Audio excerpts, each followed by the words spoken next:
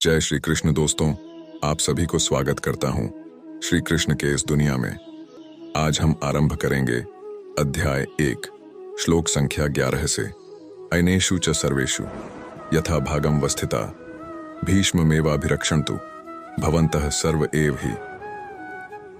दोनों सेनाओं के इस तरह के वर्णन से दुर्योधन अपनी इस बात पर पहुंचना चाहता था, और वो ये कि हर किसी को अपने अपने मोर्चों पर अपनी अपनी जगह स्थित रहते हुए निसंदेह भीष्म पितामह की रक्षा करनी है।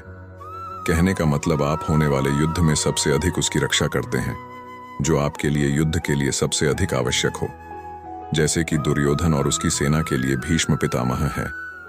भीष्म पितामह के हारने का मतलब था कि युद्ध हार जाना, और उनके बचे रहने का मतलब कि आप युद्ध हार नहीं सकते।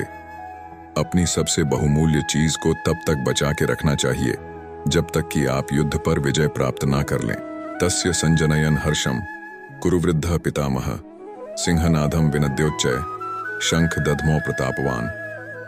सबसे बड़े प्रतापी पितामह भीष्म ने उच्च स्वर में सिंह की दहाड़ के समान गरज कर ऐसा शंख बजाया कि दुर्योधन के हृदय में हर्ष उत्पन्न हो गया। युद्ध जीतने के लिए अपने पक्ष में माहौल बनाना पड़ता है, खुद को दिलासा भी देना पड़ता है कि हम युद्ध जीतने में सक्षम हैं। ऐसा ही पितामह भीष्म ने किया, और ऐसा ही हमें भी करना चाहिए। तथा शंखाश्च भैर्यश्च पणवानक गोमुखा सहसैवाभ्यहन्यन्त सशब्दस्तुमुलो भवत्।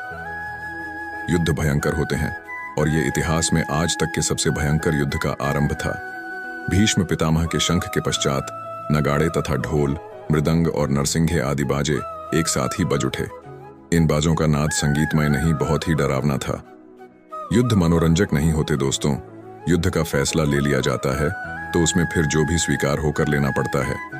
हर युद्ध, हर चुनौती अपने किस्म के हालात लेकर आती है। उन्हीं हालात के आधार पर ही हमें तैयारियां करनी पड़ती हैं। तथा श्वेतैर हयैर्युक्ते महति स्यंदने स्थितो माधवः पांडवश्चैव दिव्यौ शंखौ प्रदध्मतु। अब बारी थी पांडुपुत्रों की, सेना के शंखनाद की। सफेद घोड़ों से युक्त उत्तम रथ में बैठे हुए श्री कृष्ण और अर्जुन ने भी अपने अपने अलौकिक शंख बजाए। युद्ध में जब तैयारी होती है ना, तो दोनों तरफ से होती है। हर पक्ष अपनी विजय की आशा में खुद को और अपनी सेना को भरोसा देता है। आज के समय में हम खुद के लिए अगर शंख बजाने की उपमा के बारे में सोचे तो ये हो सकता है कि हम कुछ भी ऐसा कर सकते हैं जो हमें मोटिवेट या प्रोत्साहित करें। पांचजन्यम ऋषिकेशो देवदत्तम धनंजय पौंड्रम दध्मो महाशंग भीमकर्मा वृकोदर। श्री कृष्ण के शंख का नाम है पांचजन्य। अर्जुन के देवदत्त और भयानक कर्म वाले भीमसेन ने पौंड्र नामक महाशंख बजाया। अपने जीवन में इसी तरह से हम भी अपने युद्ध, अपनी चुनौती में आगे बढ़ने के लिए अपनी मोटिवेशन चुन सकते हैं। कुछ लोगों के लिए संगीत ऐसा काम करता है, कुछ के लिए भगवान को याद करना, या कुछ के लिए माता पिता का आशीर्वाद। अपने शंख आप स्वयं चुनिए और युद्ध के लिए तैयार हो जाइए। अनंत विजयम राजा कुंती पुत्रो युधिष्ठिर नकुलः सहदेवश सुघोष मणिपुष्पको। पांडवों में सबसे बड़े भाई कुंती पुत्र राजा युधिष्ठिर ने अनंत विजय नाम का, और नकुल तथा सहदेव ने सुघोष और मणिपुष्पक नाम के शंख बजाए। दोस्तों, मोटिवेशन तो सबको चाहिए। आपने देखा, सभी लोग अपने अपने तरीके से युद्ध जीतने के लिए अपना अपना प्रयास कर रहे थे। काश्यश्च परमेश्वास शिखंडी च महारथ धृष्टद्युम्नो विराटश्च सात्यकिश्च पराजित द्रुपदो द्रौपदेयाश्च सर्वशः पृथिवीपते सौभद्रश्च महाबाहु शंखान दध्मुः पृथक पृथक। हर शंख की अलग ध्वनि अपना एक अलग अस्तित्व। युद्ध का हर योद्धा अपनी उपस्थिति दर्ज कर रहा है।